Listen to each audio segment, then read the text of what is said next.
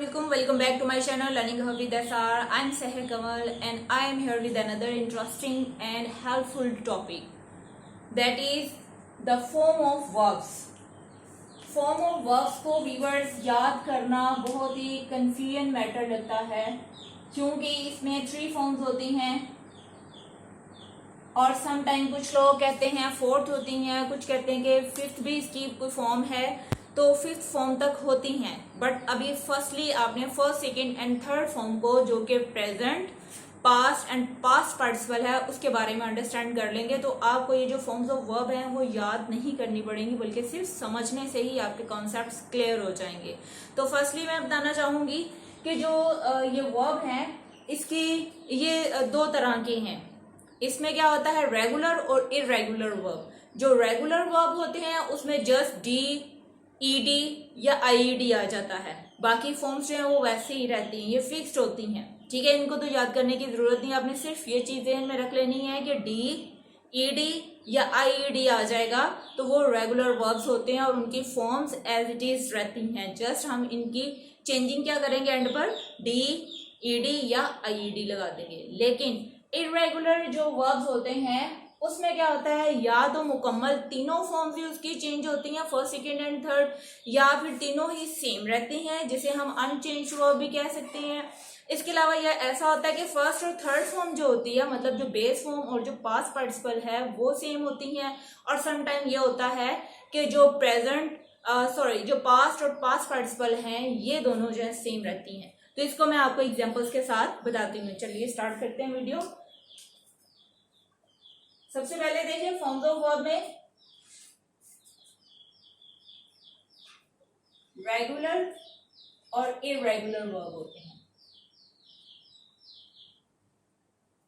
सबसे पहले इसका कॉन्सेप्ट मैं क्लियर करूंगी कि regular verb like arrive first form है, तो अराइव,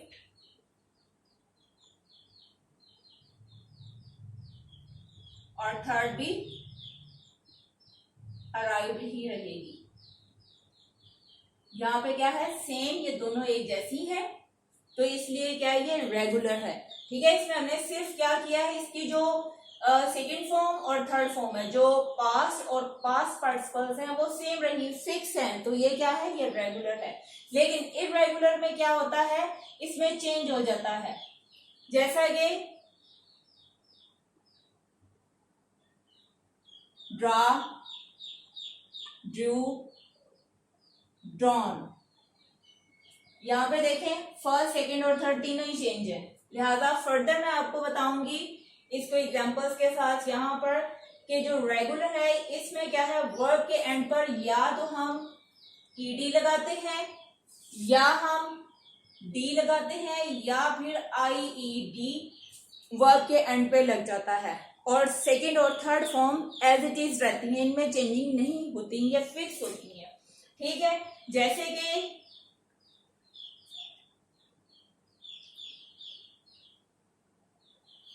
कॉल,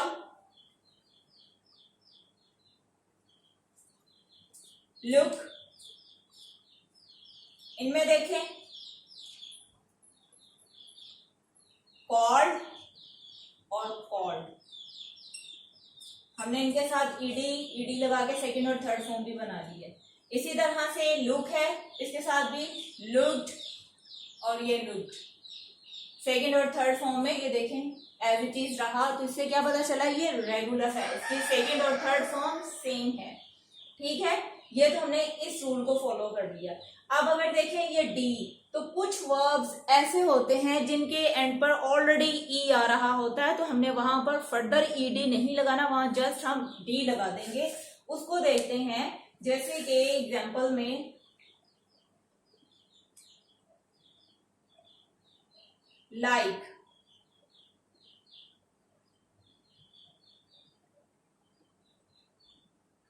तो यहां क्या आ जाएगा, लाइट। जस्ट हमने क्या किया, ई ऑलरेडी था, जस्ट हमें डी ऐड करना पड़ा।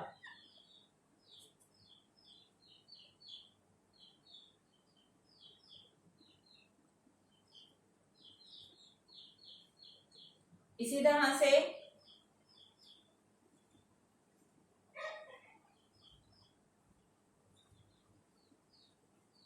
अग्री, इसके साथ सिर्फ डी लग गया, जस्ट डी लग गया क्योंकि डबल ई ऑलरेडी था।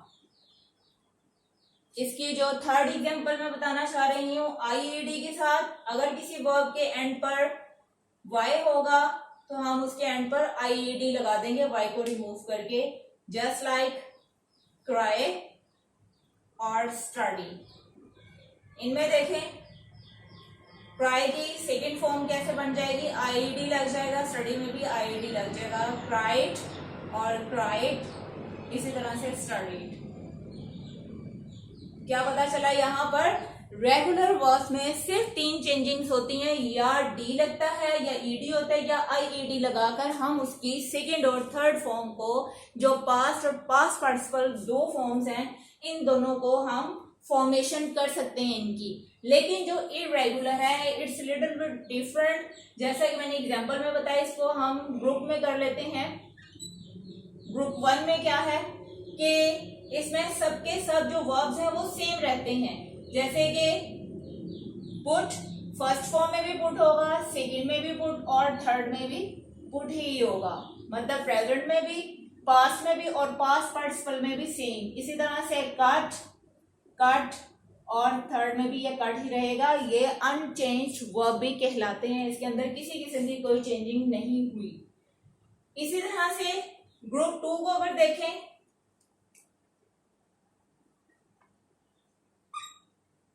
तो यहां पर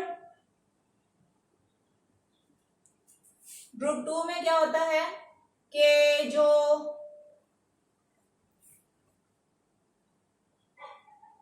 बेस फॉर्म है और प्लस पास्ट पार्टिसिपल हैं ये सेम रहते हैं, जैसा कि एग्जाम्पल में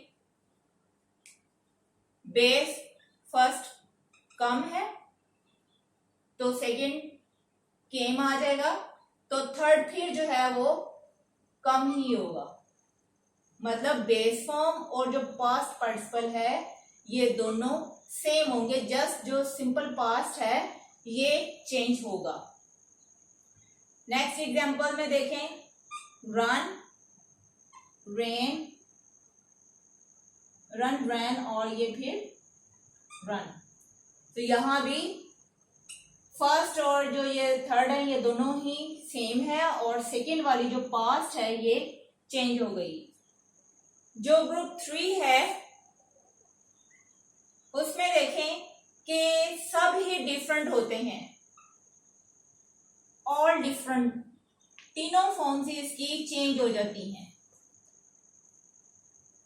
एग्जाम्पल में देखें, सबको पता होगा go, went, gone, do, did, done, break, broke और ब्रोकन।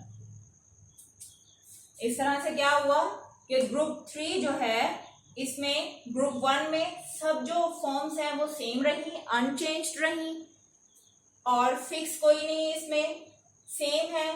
ग्रुप 2 में हमने क्या पढ़ा कि बेस फॉर्म जो फर्स्ट फॉर्म होती है और जो लास्ट फॉर्म जो कि थर्ड फॉर्म है, फर्स्ट और थर्ड फॉर्म वो सेम होती है और जो सेकेंड फॉर्म होती है वो चेंज हो जाती है।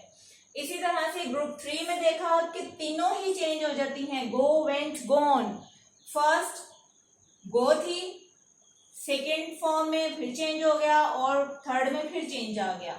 इसके बाद लास्ट इसका जो फोर्थ ग्रुप है उसके बारे में मैं बताऊंगी, यहां पे मैं इसको एक्सप्लेन कर देती हूं कि ग्रुप 4 जो है इसमें जो वर्ब की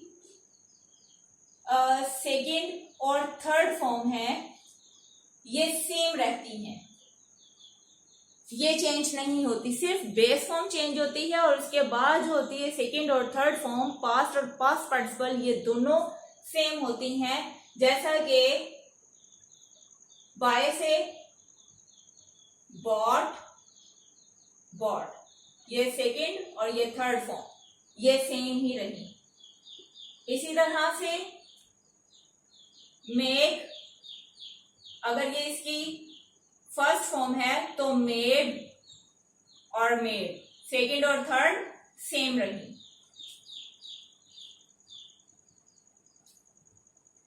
इससे क्या पता चला कि हमें जो वर्ब्स की फॉर्म्स हैं वो याद नहीं करनी पड़ेंगी अगर आप सिंपली सिर्फ इरेगुलर वर्ब्स, जो कि बहुत कम है as compare to regular verbs. Regular verbs बहुत ज्यादा हैं, इनको याद करने की बजाय या दोनों को मिक्सअप करके याद करने से बहुत ज्यादा कंफ्यूजन आ जाती है। सिंपली आपने क्या करना है, जस्ट जो ये इरेगुलर वर्ब्स हैं इनको आप याद कर लें और सिर्फ यही आपको याद करनी पड़ेंगी। और जब ये याद हो जाएंगी तो आपको ये याद करने की जरूरत नहीं, क्योंकि ये ऑटोमेटिक पता चल जाएगा कि इनके साथ जो रिमेनिंग है उनके साथ जस्ट ईडी डी और जो सिंपल डी है उसका हमने इजाफा करना है। तो इसके साथ ही मुझे इजाजत दीजिए। वीडियो पसंद आई हो तो लाइक कर दें, कमेंट करें, कुछ कहना चाहते हैं, कुछ पूछना चाहते हैं, हौसला अफजाई के लिए अगर आप कोई कमेंट्स देना चाहते हैं तो वेलकम।